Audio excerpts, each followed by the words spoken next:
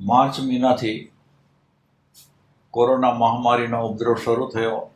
આમ તો એનો ઉપદ્રવ તો વહેલો શરૂ થયો હતો, પણ લોકડાઉન તો માર્ચ મહિનાથી શરૂ થયો. અને પછીથી આપણે આ ઓનલાઈન સ્વાધ્યાય, સત્સંગ અને આપણા બધા મહત્ત્વના જે પ્રોગ્રામો છે એની ઉજવણી શરૂ કરી. માર્ચ પછી એપ્રિલ, મે, જૂન, જુલાઈ, ઓગસ્ટ, સપ્ટેમ્બર, આ ઓક્ટોબર મહિનો. આમ સતત દિવસો ને દિવસો જતા જાય છે. અને મહામારી થોડીક શાંત થઈ ત્યાં વળી પાછો એનો ઉપદ્રવ પાછો એકદમ જોરમાં વધ્યો હોય એવા રિપોર્ટ્સ છે. અને એ સમયે આ દિવાળીનો મહોત્સવ આવી ગયો. તો આપણે આ દિવાળીના જે સ્વાધ્યાય છે એ પણ ઓનલાઈન થશે. અને એ ઓનલાઈન સ્વાધ્યાયનો આપણો આ જે પ્રથમ સ્વાધ્યાય છે એની શુભ શરૂઆત કરીશું. તો ભગવાન મહાવીર કે જેનો દિવાળીની રાત્રિએ એનું નિર્વાણ થયું. અને એ રીતે આપણે આ દિવાળીની ઉજવણી કરીએ છીએ, બધી માળાઓ કરીએ છીએ અને મહોત્સવ રૂપે એને આપણે ઉજવીએ છીએ, કેમ કે ભગવાન સિદ્ધ થયા. તો પ્રથમ આપણે સ્વાધ્યાય શરૂ કરતા પહેલા આપણા શાસનપતિ ભગવાન મહાવીરને વંદન કરીશું. ભગવાન મહાવીરનો જે માર્ગ છે એનો પ્રકાશ કર્યો એવા પરમ કૃપાળુ દેવ શ્રીમદ રાજચંદ્રજીને આપણે વંદન કરીશું. પરમ પૂજ્ય બાપુજીને વંદન કરીશું. અને આપ સર્વે મુમુક્ષુ ભાઈઓ બહેનોને આત્મભાવે વંદન. તો હવે આપણા જે આ સ્વાધ્યાય છે એ સ્વાધ્યાયની અંદર વીર પ્રભુની છેલ્લી દેશના, એ દેશના ઉપરના સ્વાધ્યાય છે. અને એમાં પણ સ્પેસિફિક આપણે વિષય લીધેલો છે. તો વીર પ્રભુની છેલ્લી દેશના પણ અનંત તીર્થંકર દેવોની દેશનાઓ કરતા અસાધારણ બની ગઈ. આમ વીર પ્રભુનો જન્મ થયો ત્યારથી કરી અને એને દીક્ષા લીધી અને પછી એને છેલ્લી દેશના આપી. એની અંદર બીજા બધા તીર્થંકરોને જે થયું એના કરતાં ભગવાન મહાવીરનું કંઈક જુદું જ છે, અસાધારણ જ છે. તો આ દેશના અસાધારણ બની ગઈ. પ્રભુએ લગાતાર 16 પ્રહર એટલે કે 48 કલાકની દેશના આપી. કેવો હશે એ વાણીનો અતિશય કે આટલી લાંબી દેશના સાંભળનારાઓને ભૂખ, તરસ, ટાઢ, તડકો, થાક વગેરે કશુંય લાગ્યું નહીં. ગંગોત્રીના ખળ વહી જતા પાણીના ધ્વનિ જેવી એ માલકોષ રાગમય ગંભીર દેશના હતી. અને આ જે દેશના ચાલતી હતી એમાં અપાપુરીના હસ્તી નામના રાજા એટલે કે હસ્તીપાલ નામના રાજા પણ આ દેશનામાં ઉપસ્થિત હતા. તો હવે જે દેશના અલગ અલગ પ્રકારની જે દેશના હતી એની અંદર આ હસ્તીપાલની જે વાત આવે છે કે જે રાજા ઉપસ્થિત તો હતા પણ તેમને રાત્રિના સમયે 8 સ્વપ્નો આવ્યા હતા. આ સ્વપ્નો વિચિત્ર હતા, બેઘા ઘંટુ હતા, આશ્ચર્યજનક હતા. દાખલા તરીકે પેલા સ્વપ્નમાં રાજાએ ઐરાવણ જેવો અતિ સુંદર હાથી તો જોયો, પણ તે ખખડી ગયેલી જીર્ણ હસ્તીશાળામાં બેઠો હતો. સ્વર્ગીય હાથી અને તે ખખડી ગયેલી હસ્તીશાળામાં હોય તેના માટે તો કેવી રજવાડી હસ્તીશાળા હોય. આમ બધા સ્વપ્નો આવી વિષમતા ધરાવતા હતા. આથી રાજાએ પરમાત્માને એટલે કે ભગવાન મહાવીરને તે સ્વપ્નોનું ફળ વર્ણન કરવાની વિનંતી કરી. પ્રભુએ વિસ્તારથી તે ફળ વર્ણન કર્યું અને એ દ્વારા પોતે સ્થાપેલા જૈન ધર્મનો જે 21,000 વર્ષનો કાળ છે તેમાં તે જૈન ધર્મના આરાધક જૈન સંઘ વગેરેની કેવી હાલત હશે એનું વર્ણન કર્યું છે. આટલી આપણે ટૂંકી વાત કર્યા પછી હવે એ જે હસ્તિપાલ રાજાના જે 8 સ્વપ્ન છે એના માટે થઈને ભગવાન મહાવીરે એ સ્વપ્ન અને સ્વપ્નના ફળ વિશે જે વાત કરી એ આપણે એક પછી એક લેશું. તો આપણા આ 2 સ્વાધ્યાય કે જે ભગવાન મહાવીરના મુખેથી જે આ સ્વપ્નના ફળ વર્ણવવામાં આવ્યા એ વાત લેશું કે જેની અંદર પ્રથમ સ્વાધ્યાયની અંદર 4 સ્વપ્ન અને એના ફળ અને એના દાખલા જોઈશું અને બીજા સ્વાધ્યાયમાં બીજા 4 સ્વપ્નના ફળ વગેરે આપણે જોઈશું. તો હસ્તિપાળ રાજાનું પહેલું સ્વપ્ન હાથી. અપાપુરીના રાજવી હસ્તિપાળ રાજાને આવેલા 8 સ્વપ્નોમાં પહેલું સ્વપ્ન હાથી અંગેનું હતું.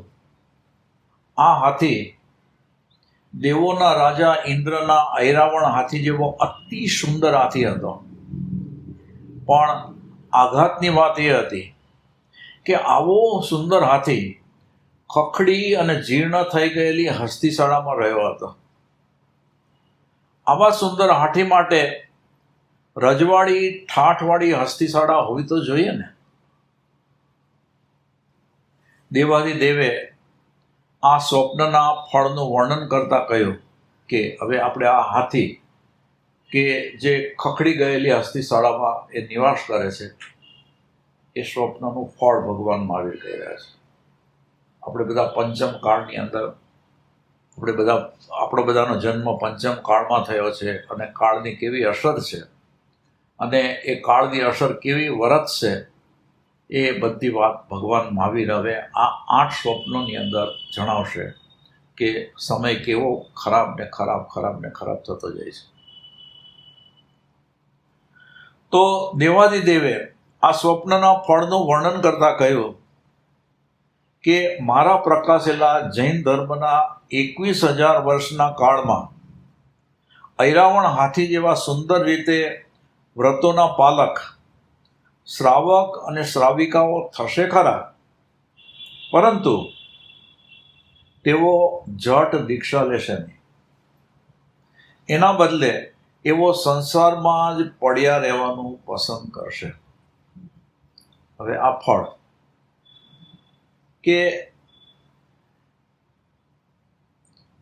ભગવાન કહે છે કે આ હાથી જેવા સુંદર, જેને આ તો ઐરાવણ હાથી છે ને, તો ઐરાવણ હાથી જેવા સુંદર રીતે વ્રતોના પાલક શ્રાવક અને શ્રાવિકાઓ થશે ખરા, જોકે એ પણ બહુ ઓછા પ્રમાણમાં પણ થશે ખરા, પરંતુ તેઓ જટ દીક્ષા લેશે નહીં. એના બદલે તેઓ સંસારમાં જ પડ્યા રહેવાનું પસંદ કરશે. જ્યાં પુણ્યોદયથી પણ મળતું સુખ કોઈને કોઈ દુઃખથી મિશ્રિત હોય છે, જ્યાં 3 સાંધતા 13 તૂટે છે, જે પુણ્યોદય સૂતરના કાચા તાતણા જેવો છે, તેને પકડી અને લટકેલો જીવ ક્યારે તાતણો તૂટતા ગબડી પડે તેની કંઈ ખબર ન પડે. જ્યાં ભોગ સુખોના સાધનભૂત શરીર અતિ ગંદુ છે, જેના અંગો બીભત્સ છે, જે 9 કે 12 દ્વારોથી અશુચિ કાઢ્યા જ કરે છે, આવા સંસારને ખખડી ગયેલી શાળા જ કહેવાય ને. હવે આ સંસારને ખખડી ગયેલી શાળા કીધી, એટલે કે હસ્તી શાળા જેવી છે એવી આ શાળા. તો આગળ કહે છે કે મારા શ્રાવકો આધિ, વ્યાધિ, ઉપાધિ, તાપ, સંતાપ, ધિક્કાર, ફિટકાર વગેરે વેઠીને પણ સંસારમાં રહેશે, પરંતુ જટ દીક્ષા લેશે નહીં. હવે આ દીક્ષા જલ્દીથી નહીં લે, આ એક વાત કરી. પછી બીજી વાત કરે છે કે જો દીક્ષા લેશે તો કુસંગતિ થવાની સાથે જ તેઓ દીક્ષા ત્યાગી દેશે. જેઓ દીક્ષામાં રહેશે તેઓ કુસંગના કારણે ઉત્તમ કોટીનું સાધુ જીવન જીવી શકશે નહીં. દીક્ષા લેનારા પણ મોટે ભાગે વૃદ્ધો અને નિર્ધન જેવા જ હશે.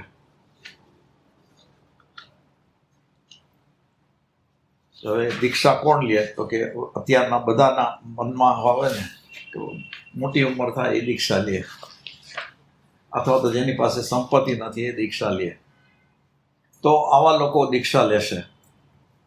હા, આ વાત હવે આ ભગવાન મહાવીર જેને કહે ને કે આ કાળની અસર કેટલી ખરાબ અને એમાં પણ સાધુ જીવનમાં કેટલી બધી એની ખરાબ અસર છે, એ મુખ્યપણે આ બધા સ્વપ્નોની અંદર વાત આવશે. પણ એની સાથે સાથે ભગવાન એક ઉત્સાહ પ્રેરક વાત પણ કરતા હોય છે કે હા, આ વાત તમામ શ્રાવકો માટે તો લાગુ પડતી જ નથી. ઘણા શ્રાવકો માટે જ લાગુ પડે છે. એટલે કે મોટા ભાગના શ્રાવકો છે ને એ દીક્ષા નહીં લે. પણ કોક અથવા તો કોઈક એવા શ્રાવકો હશે કે એને આ વાત લાગુ નથી પડતી. એટલે એનો અર્થ એ પણ થાય કે કેટલાક શ્રાવકો અવશ્ય દીક્ષા લેશે, ઉત્તમ રીતે પાળશે, કુસંગતિમાં કદી ફસાશે નહીં. ઉલટું ગુરુવાદિકનો સત્સંગ પામી અને નિત્ય ચડતે પરિણામે રહી અને સંયમ ધર્મનું અતિ સુંદર પાલન કરશે.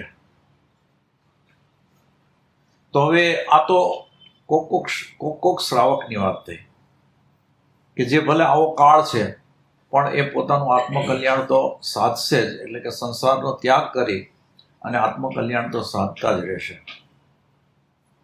આ સ્વપ્નફળ એમ કહે છે કે આપણે ચોથા આરાના કાળ જેવી અપેક્ષા હવે રાખી શકીએ નહીં. તે કાળમાં અસંખ્ય રાજાઓ દીક્ષા લઈ અને મુક્તિપદને પામ્યા. રામ સાથે 14,000 રાજાઓ અને 37,000 રાણીઓએ દીક્ષા લીધી હતી. ભરત સાથે 1,000 રાજકુમારોએ દીક્ષા લીધી હતી. જયાનંદ રાજકુમાર સાથે 1,00,000 આત્માઓએ દીક્ષા લીધી હતી. હવે આ ચોથા આરાની વાત કરી. આ અવસર્પિણીમાં થયેલા 23 તીર્થંકરો સાથે અનેકોએ દીક્ષા લીધી. પણ પ્રભુ વીર સાથે કોઈએ દીક્ષા ન લીધી. જ્યારે ભગવાને દીક્ષા લીધી ત્યારે એકલાએ દીક્ષા લીધેલી હતી. જંબુકુમારની સાથે માત્ર 527 આત્માઓએ દીક્ષા લીધી.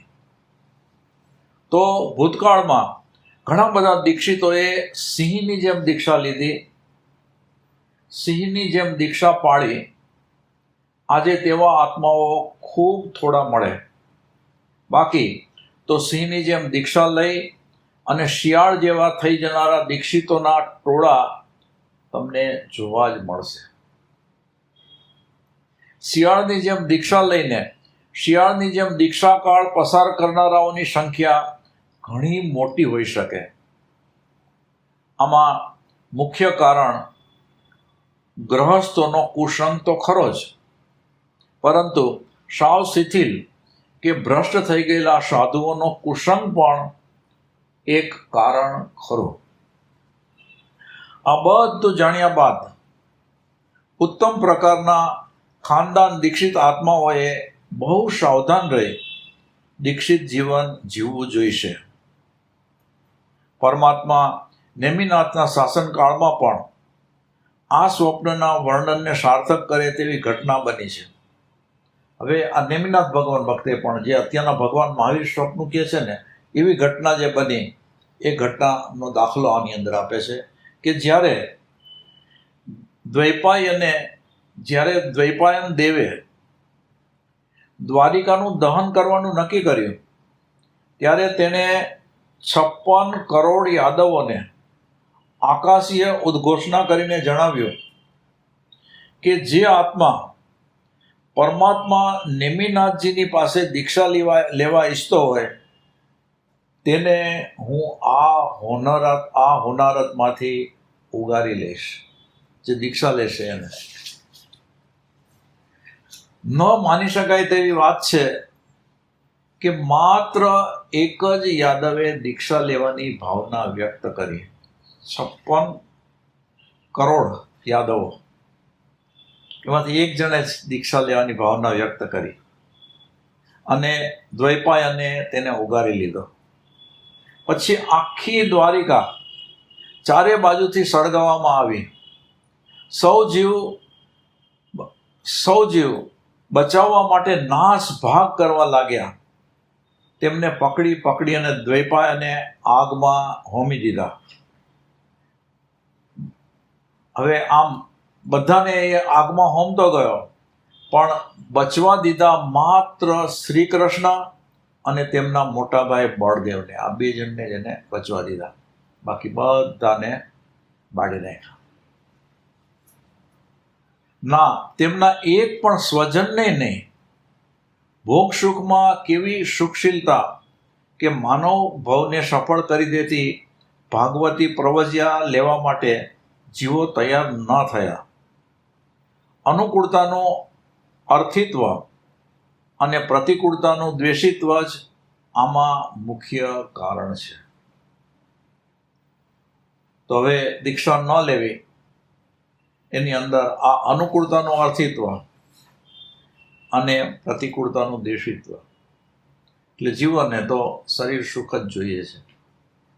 એને હિસાબે, એ કારણના હિસાબે જીવ સંસાર છોડવાને તૈયાર થતો નથી. તો આપણે આ જે પ્રથમ સ્વપ્ન હસ્તિપાળ રાજાનું, કે એણે સ્વપ્નમાં આવો હાથી જોયો અને ખખડી ગયેલી એવી હસ્તિશાળામાં એ નિવાસ કરતો હતો. તો પેલું સ્વપ્ન કે જેનો સ્વપ્નનું ફળ ભગવાન મહાવીરે દર્શાવ્યું. હવે બીજું સ્વપ્ન. આ બીજું સ્વપ્ન છે વાંદરો. બીજા સ્વપ્નમાં હસ્તિપાળ રાજાએ વાંદરો જોયો. એક જ વૃક્ષ ઉપરથી બીજા વૃક્ષ ઉપર કૂદાકૂદ કરતો હતો. જંપીને ક્યાંય સ્થિર બેસતો નહોતો. પરમાત્માએ કહ્યું કે મારા જૈનાચાર્યોમાંના ઘણા આ બધા વાંદરા જેવા થશે. જૈનાચાર્યોમાં ઘણા આ વાંદરા જેવા થશે. વાંદરાના 3 લક્ષણો: ચંચળતા, સત્વહીનતા અને પ્રમાદ, કે જે આ બધાની અંદર રહેલો હશે. એ લોકો ધર્મમાં સ્થિર બનેલા અન્ય શ્રાવકો કે શ્રમણોને અસ્થિર બનાવશે. હવે હકીકતની અંદર આ ભગવાન મહાવીરે કીધું કે જૈનાચાર્યોમાં ઘણા બધા, એટલે કે મોટા ભાગના લોકો તો આવા વાંદરા જેવા થશે કે જેમાં ચંચળતા, સત્વહીનતા અને પ્રમાદ રહેલા હોય. પણ એ લોકો પાછા શું કરશે કે ધર્મમાં સ્થિર બનેલા અન્ય શ્રાવકો કે શ્રમણોને અસ્થિર બનાવશે. તેઓ ધર્મી લોકોના ઘર ભાંગશે અને પોતે પૂજાવાનો યત્ન કરશે. પરમાત્માએ આ વાત ગચ્છના મોક્ષમાં ઘણા બધા જૈનાચાર્યો માટે કરી છે.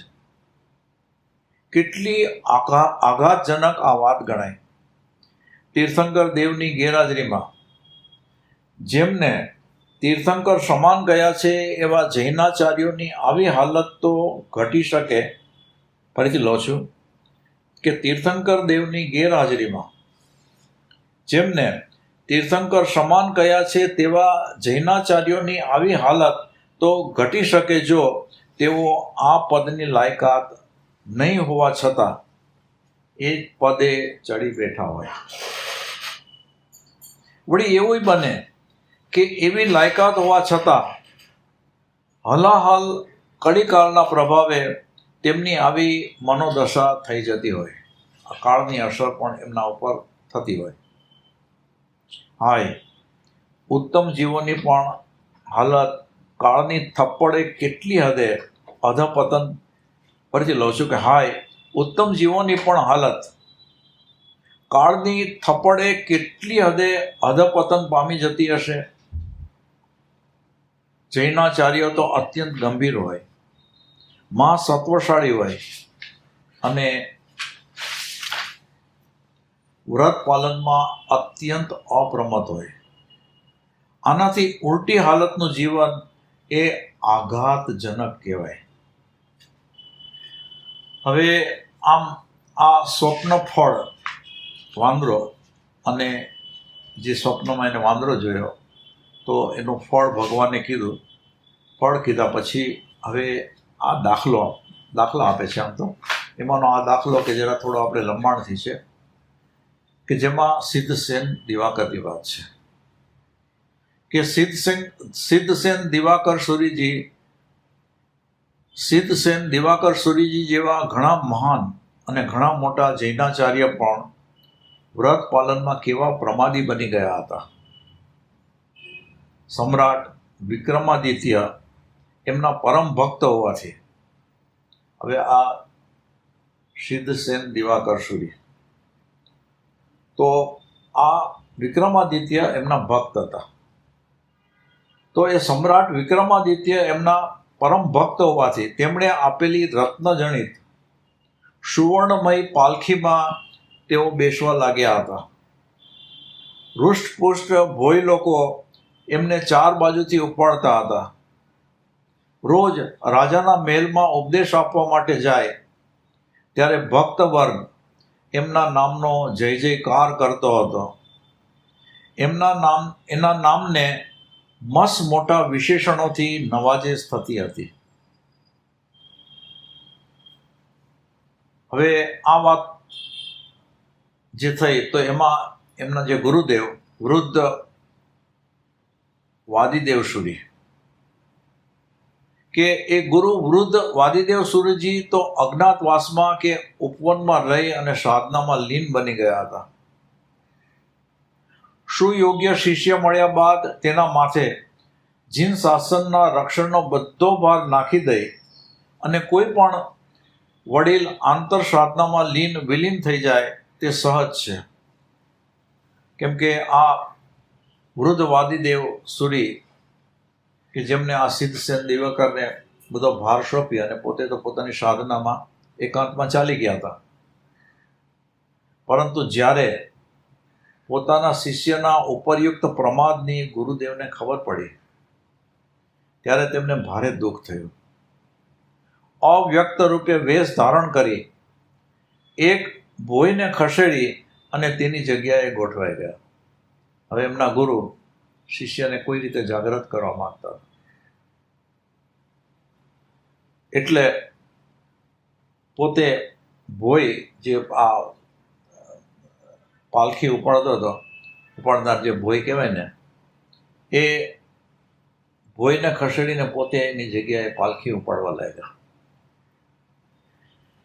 એ તો સહજ હતું કે ઠીંગણા અને એક વડિયા દેહના બાંધાના હોવાના કારણે તથા અભ્યાસ નહીં હોવાના કારણે ગુરુદેવનો પગ બાકીના ભાઈઓની સાથે તાલ ન આપે. આમ સુરીજીને આંચકા આવવા લાગ્યા. સુરીજીને લાગ્યું કે એ ભોયના ખભે કોઈ પીડા થતી હોવી જોઈએ. એટલે તેમણે તેને પૂછ્યું, ભોયને પૂછે છે કે ભાઈ, બહુ વજનના કારણે શું તને ખભો દુખે છે? એટલે આ જે ગુજરાતી અનુવાદ છે, પણ સંસ્કૃતમાં કહે છે ભૂરી ભાર ભરાક્રાંત સ્કંદ કિમ તવ બાધતી. હવે આ સુરીજી આ ભોઈને આમ પૂછે છે તો કેવી કમાલ થઈ ગઈ કે સંસ્કૃત ભાષાના પ્રખર વિદ્વાન સુરીજી હોવા છતાં બાધતેને બદલે બાધતથી બોલી ગયા. ગુરુદેવે આ તક એકદમ ઝડપી લીધી. વળતી ક્ષણે સુરીજીનું વાક્ય પૂરું થયું ન થયું ત્યાં તરત જ તેમને જવાબ મળ્યો કે જેટલો ખભો દુખતો નથી તેટલો બાધતી પ્રયોગ કર્યો તેનું શ્રવણ દુખે છે. યથા ન બાધતે સ્કંદ તથા બાધતી બાધતે. સુરીજીને પોતાની ભૂલ ભોય જેવા નાચીસ આદમીએ કાઢી તેથી આશ્ચર્ય થયું. તરત જ પાલખીમાંથી ઉતરી અને ભોયની સામે જોતા જ મોંમાંથી ચિત્કાર નીકળી ગયો. ઓ ગુરુદેવ, આપ અહીં મને ઉપાડ્યો? હરહર. ત્યારે ગુરુદેવે કહ્યું કે આ બધી ચિંતા તું મત કર. આ પાલખી કેમ ચાલુ કરી છે? હૃષ્ટપુષ્ટ કાયા છતાં આ પ્રમાદ શા માટે? આ વાત જાણી અને મને અત્યંત આઘાત લાગ્યો છે. રાજાના મળેલા માન સન્માનનું આ ઉઘાડું અજીર્ણ કહેવાય. તો ગુરુદેવે તો બરાબર એને હાથમાં લીધો અને આવી રીતે આ પાલખીનો ઉપયોગ કરે છે અને પોતાની વાહ કેવડાવે છે. એ આખી વાત એમને દર્શાવી કે ભાઈ સાધુ બની અને આવું તારાથી થઈ શકે? એટલે કે છે કે રાજાના મળેલા માન સન્માનનું આ ઉઘાડું અજીર્ણ કહેવાય. સુરીજીએ પગે પડી અને શ્રુદ્ધભીની આંખે માફી માગી. દોષનું પ્રાયશ્ચિત કર્યું. પાલખીનો ત્યાગ કર્યો. ગુરુદેવ પુનઃ અજ્ઞાતવાસમાં ચાલી ગયા. હવે આ જે છે આ આખો પ્રસંગ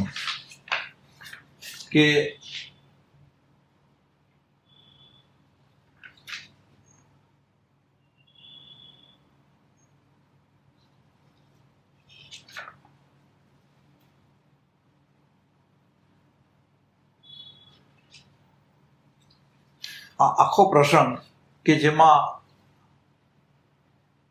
આ વર્તમાનના આચાર્યો અને સાધુઓ કેવા પ્રમાદી હશે અને પોતાના શરીર સુખ માટે થઈને આમ નાની મોટી બાબતોની અંદર કેટલી ઢીલાશ મૂકતા હશે એ દર્શાવ્યું.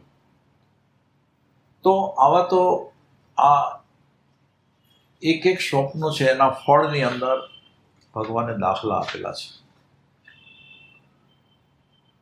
અથવા તો પછી તો જે વિવેચન કરનાર હોય એ વિવેચકે તો પણ પછી એના પછી જે બનાવો બની ગયા હોય એ બનાવોના દાખલા આપેલા છે કે જેની અંદર આપણે બધા દાખલા જો લેવા જઈએ તો એક સ્વપ્નને માટે થઈને ઓછામાં ઓછો એક સ્વાધ્યાય જોઈએ.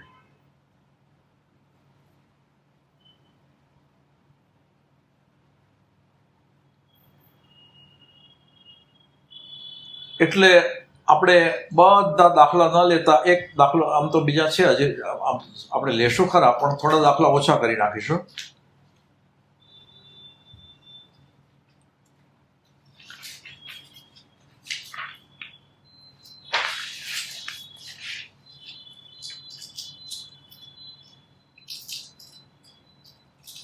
તો હવે આની અંદર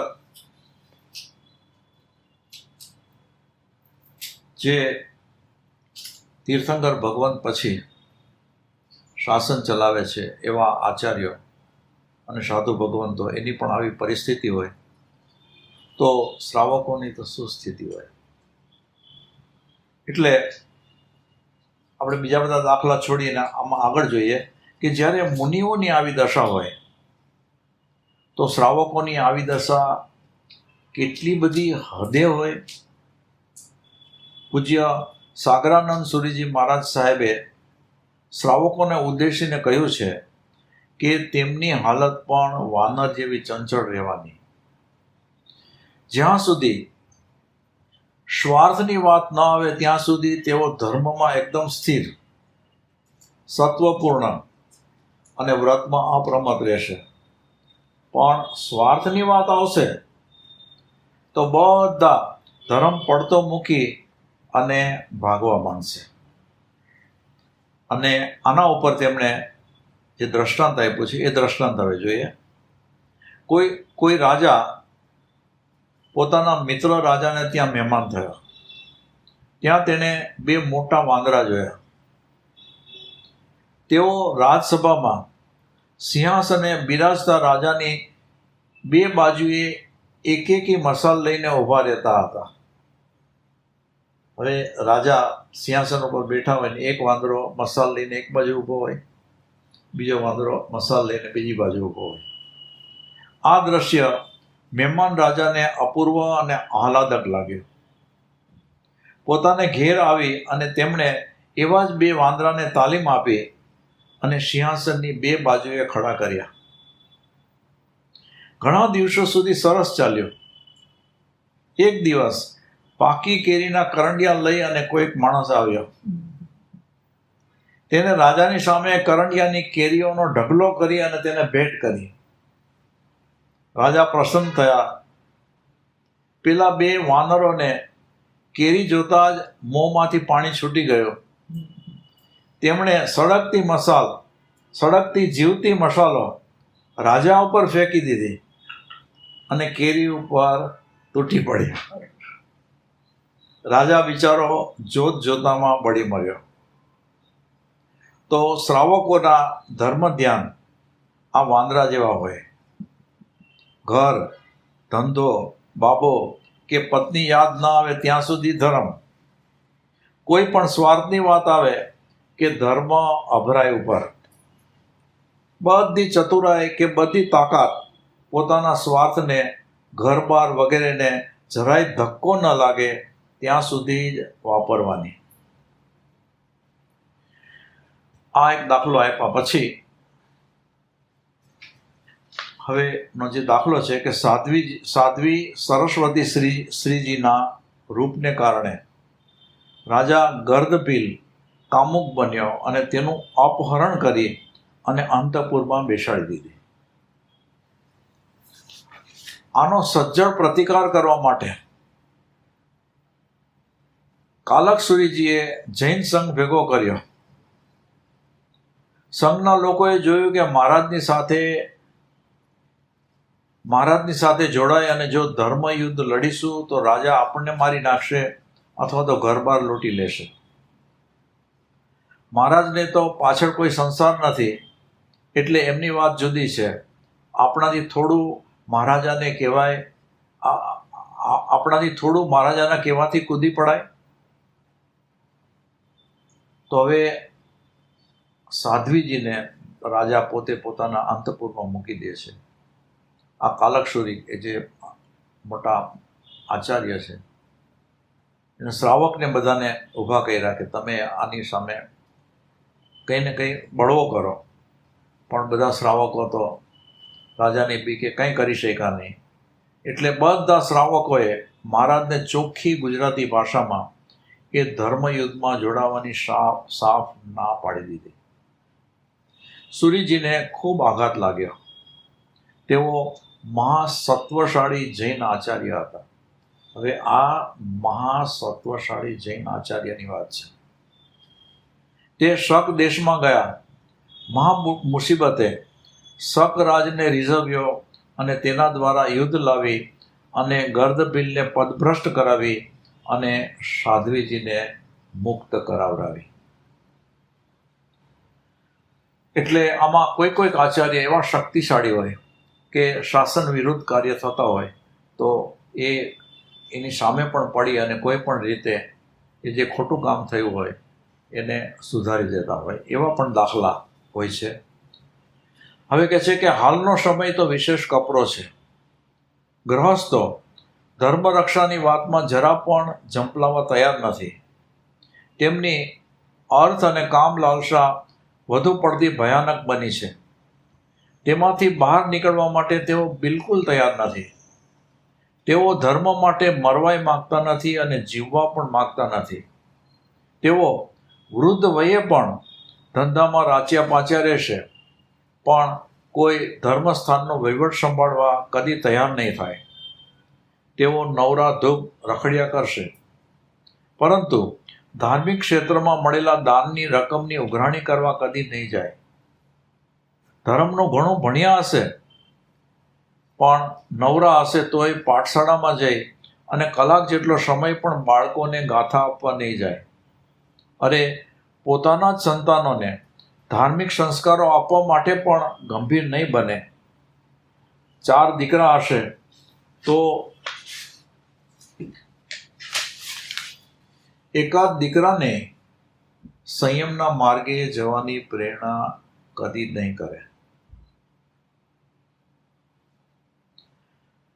હવે આ શ્રાવકની વાત થઈ કે શ્રાવકો તો પોતે પોતાના સ્વાર્થની અંદર અને જેને કહીએ ને કે મોહ માયાની અંદર લપટાયેલા હોય, એટલે એની આવી પરિસ્થિતિ હોય. એટલે વળી પાછા શ્રાવકોના મનમાં શું હોય કે મહારાજ સાહેબો જ બધા કામ કરી આપે, વગર પગારના મુનિમ બને, પર્યુષણમાં બધા ખાતા તરબતર કરી દે, એટલે એ ચોમાસું અદ્ભુત ગણાય અને એ મહારાજ બહુ સારા કહેવાય. ગૃહસ્થ વર્ગની સ્વાર્થ પ્રેરિત ધાર્મિક ઉપેક્ષાએ જૈન સંઘના તમામ ઘટકો, તીર્થો, જીન મંદિરો, ઉપાશ્રયો, આંબિલ ખાતાઓ, સંસ્કરણ, ક્રિયાકાંડ વગેરેને પારાવાર નુકસાન કરી નાખ્યું છે. આ સ્થિતિમાં જૈન સાધુઓએ શું કરવું? શું બધું રસ્તાળ થવા દેવું કે પછી કેટલીક બાબતો પોતાના હાથમાં લઈ અને જે તે અંગોની રક્ષા કરવી? આમ સવાલ ભેગો તો પછી ખરેખર સાધુએ પણ શું કરવું? કેમ કે શ્રાવકોની આવી પરિસ્થિતિ છે. એટલે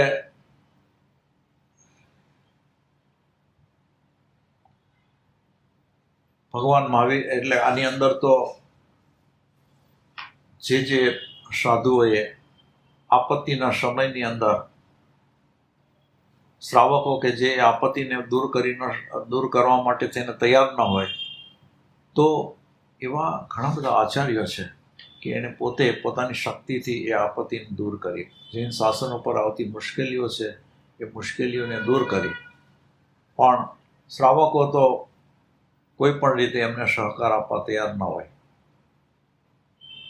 એટલે આ સ્વપ્ન માટે કહે છે કે મને લાગે છે કે આપદ ધર્મ તરીકે ગીતાર્થોએ જે યોગ્ય લાગે તે કરવું જોઈએ. એમ આ જે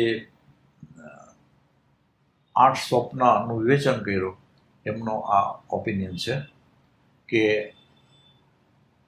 ગીતાર્થોએ તો આપદ ધર્મની અંદર તો પોતાને જે યોગ્ય લાગે એવો ઉપાય ખરેખર કરવો જ જોઈએ. અને એ ઉપાય કરવાની અંદર એને પોતાના સંયમને જરા પણ આંચ આવવા દેવી ન જોઈએ.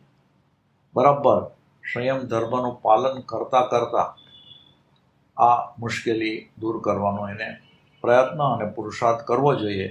અને એ કરવાની અંદર પણ જો એના અંતઃકરણની અંદર એ આપત્તિ ઘણી બધી મુશ્કેલદાયક હોય તો ન છૂટકે પણ સંયમની અંદર થોડી ઘણી પણ છૂટ મૂકી અને એ આપત્તિને એને દૂર કરવી જોઈએ. એમ મોટાભાગના જે સમજુ લોકો છે એ ઈચ્છતા હોય છે.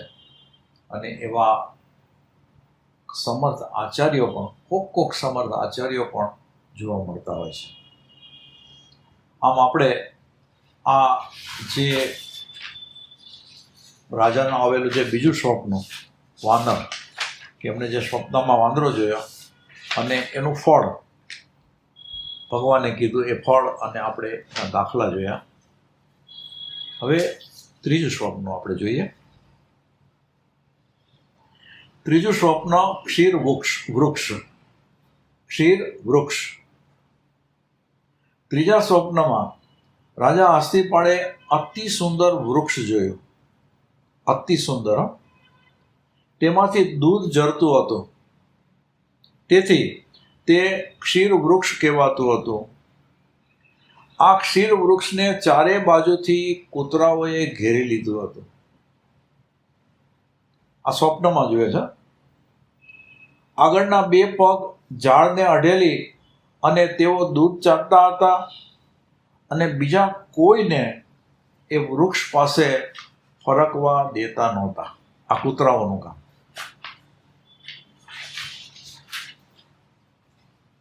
પરમાત્માએ એનું ફળ જણાવતા કહ્યું કે મારા સ્થાપેલા ધર્મના કેટલાક શ્રાવકો ખૂબ ઊંચી કોટીનો શ્રાવક ધર્મ પાળશે. તેઓ ક્ષીર વૃક્ષ જેવા સુંદર હશે, પરંતુ આ શ્રાવકોની જે કોઈ દૂધ જેવી શક્તિ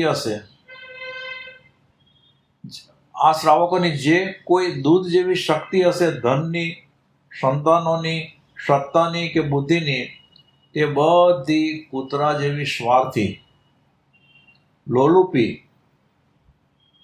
અને સાધુઓ પોતાના કબજે લેશે. એ બધી શક્તિનો ઉપયોગ પોતે કરી નાખશે. હું ફરીથી લઉં છું. આ જે ફળ દર્શાવ્યું છે કે મારા સ્થાપેલા ધર્મના કેટલાક શ્રાવકો ખૂબ ઊંચી કોટીના શ્રાવક ધર્મ પાળશે. તેઓ ક્ષીર વૃક્ષ જેવા સુંદર હશે, પરંતુ આ શ્રાવકોની જે કોઈ દૂધ જેવી શક્તિ હશે, ધનની, સંતાનોની, સત્તાની કે બુદ્ધિની, તે બધી કૂતરા જેવા સ્વાર્થી, લોલુપી સાધુઓ પોતાના કબજામાં લેશે. એ બધી શક્તિનો ઉપયોગ પોતે કરી નાખશે. તેમનું ધન પોતાના સ્વાર્થમાં વપરાવશે. તેમના સંતાનોને આ લેભાગુ સાધુઓ જ દીક્ષા આપી અને પોતાના જ શિષ્યો બનાવશે. ટૂંકમાં એ મહાન શ્રાવકોની શક્તિ બીજા સારા શ્રમણોના ઉપયોગમાં ન જતી રહે તેની કાળજી આ સાધુઓ અચૂક કરતા રહેશે.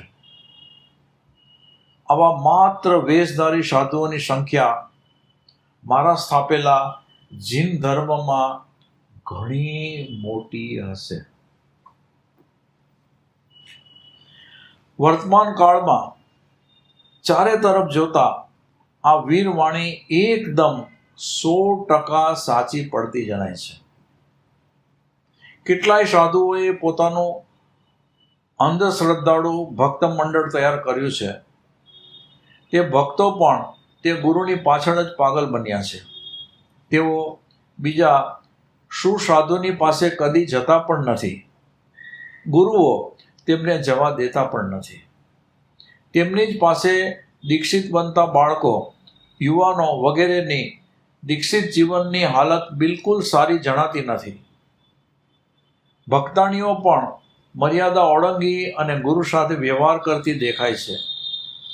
આવા ગુરુઓની શિથિલતા સામે કોઈ વર્ગ આંખ ઊંચો કરે કે આંગળી કરે તો પેલા ગુરુ પક્કા કંઠીબંધા ભક્તો, ફરીથી લઉં છું, આવા ગુરુઓની શિથિલતા સામે કોઈ વર્ગ આંખ ઊંચી કરે કે આંગળી કરે તો પેલા ગુરુના પક્કા કંઠીબંધા ભક્તો તૂટી પડતા હોય છે. સાચો પણ કોઈ અવાજ હો હલ્લા કરી અને દબાવી દેતા હોય છે.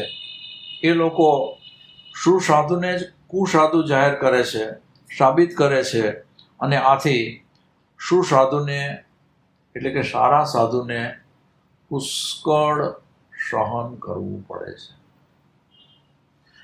આમ હકીકતની અંદર આ જે સ્વપ્નું ક્ષીર વૃક્ષ કે એનું દૂધ છે એ કૂતરા પીવે છે અને બીજાને કોઈને નજીક આવવા દેતા નથી. અને એનાથી આ જે સ્વપ્નનું ફળ જે ભગવાન મહાવીરે કીધું, દર્શાવ્યું, એ ખરેખર હૃદયદ્રાવક છે. એટલું જ નહીં, પણ આપણે પણ જો ખરેખર દ્રષ્ટિ કરીએ બહાર તો આપણને પૂરેપૂરો એનો ખ્યાલ પણ આવે. આ બધી વાત એવી છે કે ઘણા લોકોને એમ થાય કે ભાઈ આપણે આ બધી વાતો એની ચર્ચામાં શા માટે પડવું, પણ ભગવાન મહાવીરની આ અંતિમ દેશના અને એને આ રાજાના આવેલા 8 સ્વપ્નોનું ફળ અને ફળ રૂપે અત્યારના કાર્ય બની રહ્યું છે, એની અંદર જીવે થોડી પણ મક્કમતા ધારણ કરી અને આજે જૈન ધર્મ છે ને એને ટકાવી રાખવાનો છે. ટકાવી રાખવા માટે તેને પ્રયત્ન અને પુરુષાર્થ કરવાનો છે. અને આ જે હું વાત કરી રહ્યો છું એ વાત આમ આપણે આગળ જતા છે ને વધારે સ્પષ્ટ થશે. 8 સ્વપ્નોનું ફળ જોયા પછી એ વધારે સ્પષ્ટ થશે. મુનિ ચંદ્રસૂરીજી મહારાજે કહ્યું છે કે હે ભગવાન, આજકાલ તો ચોટાઓ કોટવાલનો શ્વાંગ એટલે કે સાધુનો વેશ સજી અને ફરી રહ્યા છે. જેની લાઠી એની ભેસ એ ન્યાય અત્યારે પૂર બહારમાં ચાલી રહ્યો છે.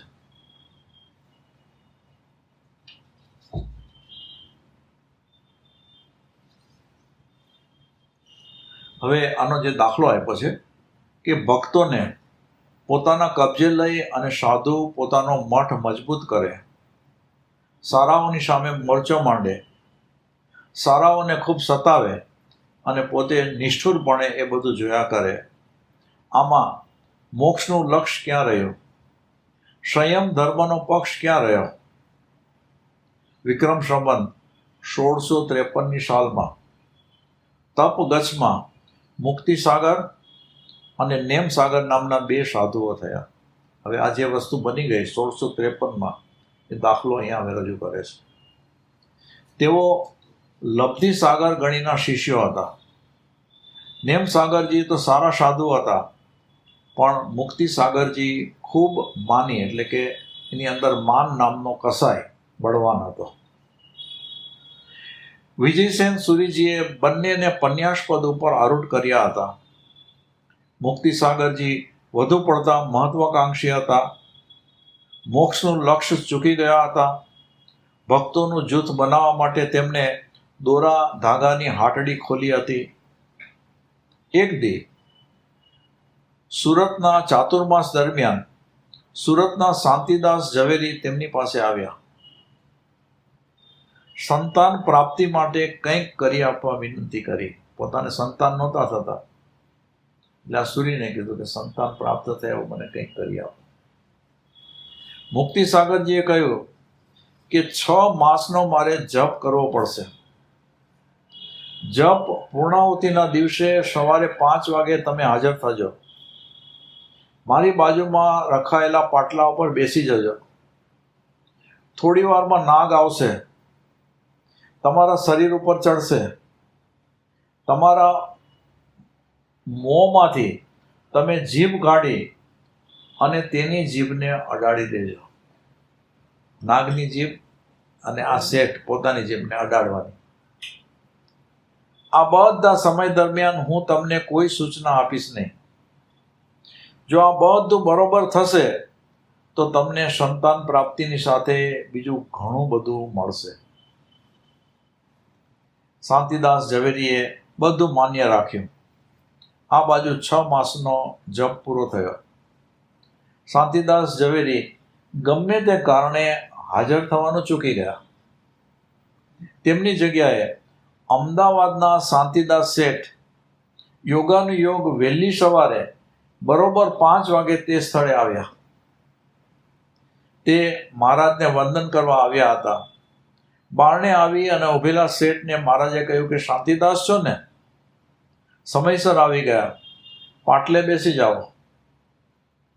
શેઠ શાંતિદાસને આમાં કંઈ સમજ ન પડી, પણ ગમે તેમ તોય તે વાણિયા હતા, ખૂબ ચતુર હતા. તરત જ પાટલે બેસી ગયા. વિધિ આગળ વધી. સાપ આવ્યો, શેઠના શરીરે ચડ્યો. શેઠનું મોં ખોલવા તેણે યત્ન કર્યો. શેઠના હોઠને જીભ અડાડી, પણ શેઠ બી ગયા. મોં ખોલી ન શકતા સાપ ચાલી ગયો. વિધિ પૂરી થયા બાદ મહારાજે કહ્યું કે તમે ભૂલ કરી. ખેર, તમે રાજા થવાને બદલે હવે અત્યંત રાજમાન્ય શ્રેષ્ઠી થશો. તમારી મનકામનાઓ પૂર્ણ થશે. ખરેખર શાંતિદાસ શેઠ બાદશાહ અકબરના પ્રિય પાત્ર ઝવેરી બન્યા. બાદશાહ જહાંગીરે તેમને મામા એટલે કે જૌહરી મામા બનાવ્યા. તેમને અમદાવાદના નગર શેઠની પદવી આપવામાં આવી. હવે આપણી મુખ્ય વાત આવે છે. શાંતિદાસની આ બઢતીમાં મુખ્ય કારણ મુક્તિસાગરજી હતા કે જેમને આ બઢતી એની કૃપાથી થઈ. એટલે શેઠે તેમને ગુરુ તરીકે સ્વીકાર્યા. ભારે ઠાઠથી સામયું કરી અને અમદાવાદમાં પધરામણી કરાવરાવી. એક દી ગુરુ ભક્ત શેઠે મહારાજને કહ્યું કે મારી તમામ સંપત્તિ હું આપને ચરણે ધરું છું. મહારાજે આ તક ઝડપી લઈ અને કહ્યું કે અમે અપરિગ્રહી છીએ, અમને તેનો ખપ નથી, પણ જો તમે મારી ઉપર પ્રસન્ન હો તો ગુરુ સેન સુરીજી દ્વારા મને ઉપાધ્યાય પદવી અપાવડાવો. તે મને આ માટે અયોગ્ય જાણી અને પદારૂઢ કરતા નથી. શેઠે આ જવાબદારી પોતાના માથે લીધી, પણ અફસોસ, સેન સુરીજીની સાફ ના સામે શેઠ નિષ્ફળ ગયા. તેમના પછી તેમના શિષ્ય દેવસુરીજીએ પણ આ પદવી આપવાની સાફ ના પાડી. હવે આમ આ શેઠને તો આ કાર્ય કરવું હતું, કેમ કે આ મુનિની એના ઉપર ઘણી બધી કૃપા હતી, પણ એને આ પદવી નહોતી મળતી. એટલે શેઠે એવા કાવા દાવા કર્યા અને કોઈને જેલમાં ના ખબરાવ્યા, કોઈનું કંઈ કર્યું. અને એમ કરતા જેને કહીને કે એવી ચિઠ્ઠી તૈયાર કરાવરાવી કે પછી એને એ પદવી મળી ગઈ.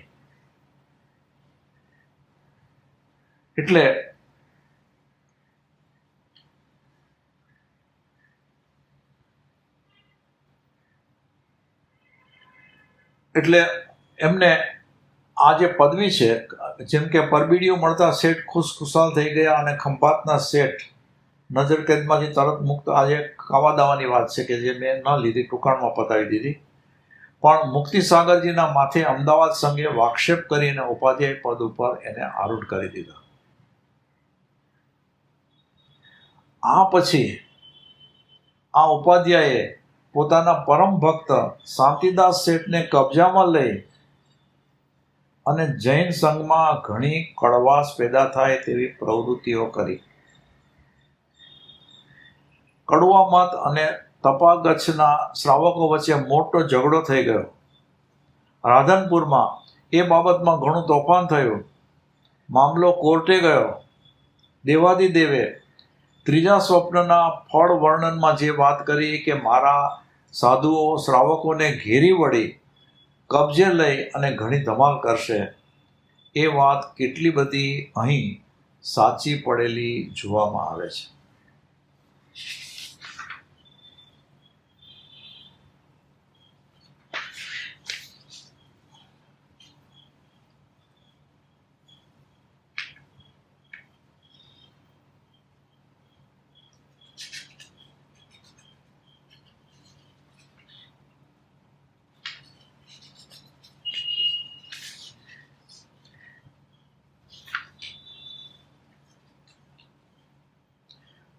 એક દાખલો બીજો છે કે મહોપાધ્યાય યશો વિજયજીની હાલત જાન લેવા માટે, મહોપાધ્યાય યશો વિજયની હાલત કે જાન લેવા માટે પીછો પકડી ચૂકેલા લોકો દ્વારા એક વખત તો એવી ખરાબ થઈ ગઈ હતી કે તેઓ શંખેશ્વરના પાર્શ્વનાથ ભગવંતની પાસે પહોંચી ગયા હતા. મોંમાંથી ઉદ્ગાર સરી ગયા હતા કે અબ મોહે ऐसी आय बनी, કે મારું આવી બન્યું છે. શ્રી શંખેશ્વર, પાર્શ્વનાથ, જીનેશ્વર, મેરો તો તું એક ધણી. તો આવી જેને કહીને કે આવા સમર્થ આચાર્યો છે એની પણ બીજા આચાર્યો દ્વારા કેવી કેવી હાલત થતી હોય છે. આની અંદર તો ઘણા બધા દાખલાઓ આપેલા છે. પણ આ સંઘની હાલત, શ્રાવકોની હાલત, સાધુઓની હાલત કે જેની અંદર કોઈક સારા હોય, શ્રાવકો પણ સારા હોય, સાધુઓ પણ સારા હોય, પણ એની સંખ્યા બહુ ઓછી હોય. એટલે જે ખરાબ કામ, ખોટા કામ, ન કરવા જેવા કામ, જૈન ધર્મને બાદ આવે એવા કાર્યો જે થતા હોય કે જેનાથી જે સાચા જૈન ધર્મીઓ હોય એનું અંતકરણ તો કકડતું હોય. પણ આની અંદર એમ કહે છે કે જે ધર્મદ્રોહી છે તેમને ખુલ્લા પાડવા એ સુસાધુઓનું કર્તવ્ય છે ને પોતાનું આ કર્તવ્ય બજાવવું જોઈએ. તો આ રીતે આપણે આ ત્રીજું સ્વપ્ન જોયું કે જે ત્રીજા સ્વપ્નની અંદર આપણે ક્ષીર વૃક્ષ જોયું. હવે ચોથું સ્વપ્ન છે કાગડો.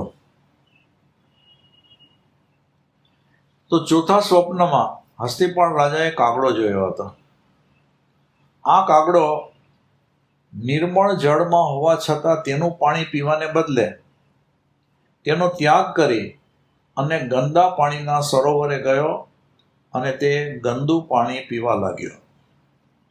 ભગવાન આપણે રાજાએ તો આ સ્વપ્નમાં આટલું જોયું હતું. હવે ભગવાન એ સ્વપ્નનું ફળ કહે છે કે ભગવંતે કહ્યું કે કેટલાક ધર્માર્થી, કંઈક સારા સાધુઓ પણ સ્વભાવમાં પડેલી ધિઠ્ઠાઈના કારણે પોતાના સારા ગચ્છનો ત્યાગ કરી અને કુગચ્છમાં જતા રહેશે. હવે આ સ્વપ્નફળ છે અને સ્વપ્નફળની અંદર કેટલાક ધર્માર્થી સારા સાધુઓ પણ પોતાના સ્વભાવની અંદર જે ધિઠાઈ છે એ ધિઠાઈના કારણે પોતાના સારા ગચ્છનો ત્યાગ કરી અને કુગચ્છમાં જતા રહેશે. જેમ કાગડો ચોખ્ખું પાણી હતો એની બદલે ગંદા પાણીમાં ગયો એમ. અહીં સવાલ એ થાય છે કે જો સાધુઓ સારા હોય તો સુગચ્છનો ત્યાગ કેમ કરે? આનો જવાબ એ છે કે સાધુ ક્રિયાકાંડમાં સારા હોવા છતાં તેમના સ્વભાવમાં જે ધૃષ્ટતા છે તે તેમને આવી દશામાં મૂકે છે. ધૃષ્ટતા એ સરળતાનો વિરોધી દોષ છે. જેનામાં સરળતા હોય તે જ ગુરુની સારણા, વારણા વગેરેનો સહજ સ્વીકાર કરે. જ્યારે દીઠ માણસને આ સાંભળવું ન ગમે. પોતાના હિતની વાત પણ દીઠને સાંભળવી ન ગમે અને એના માટે કોઈ આશ્ચર્ય જેવું નથી. તો ગુરુ હવે આવા જેને કહે ને કે ખરેખર સારી રીતે ક્રિયા કરતા હોય પણ પોતાના સ્વભાવમાં અંદરથી સ્વભાવ એનો દીઠ હોય તો એ સ્વભાવ એને સારા સાધુ તરફ અથવા તો સારા ગચ્છ તરફ રહેવાને બદલે થઈને એ હલકા ગચ્છ તરફ એને ખેંચી લેતો હોય છે. અને કેવી રીતે આ બધા બનાવો બને?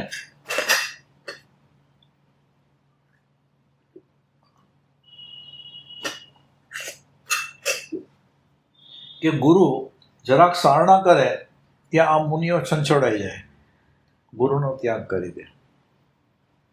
જરાક આપસમાં સંઘર્ષ કે સંકલેશ થાય કે તરત જ આ મુનિઓ ગચ્છ ત્યાગ કરી દે.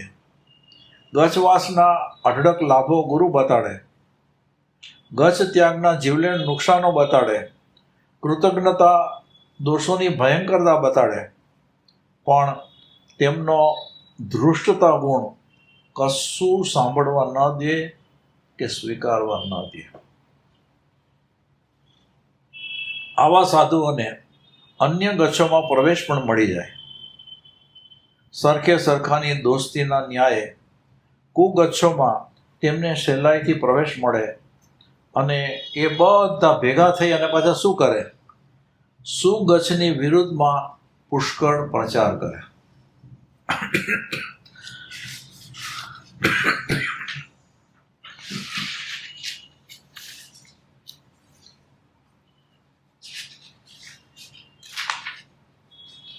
ભાઈ, કાગડો તો કાગડો,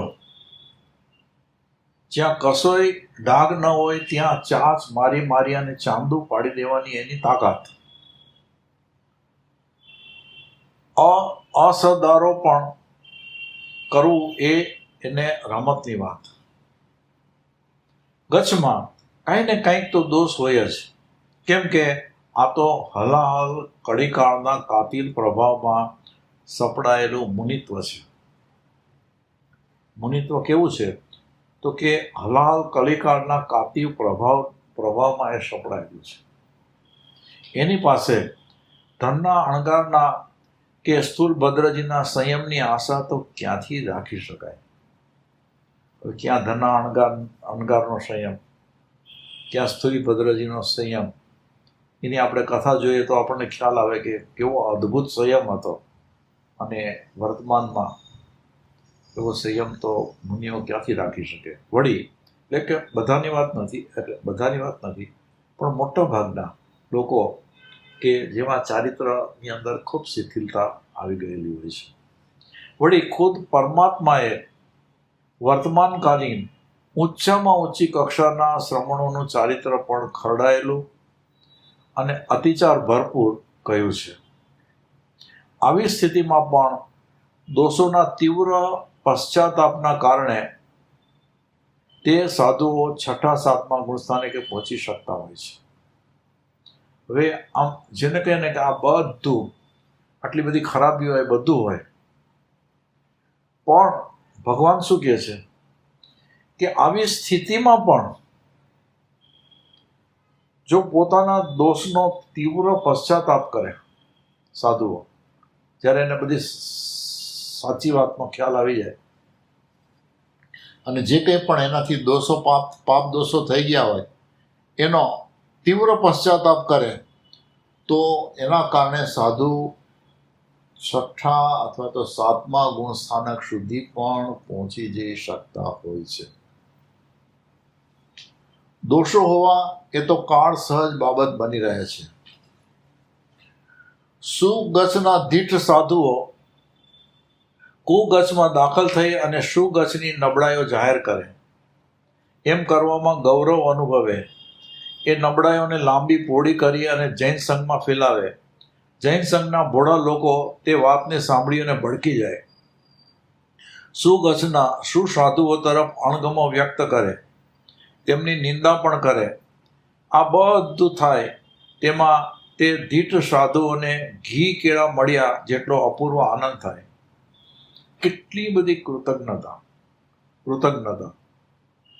કેટલી બધી સ્વભાવની હલકાઈ.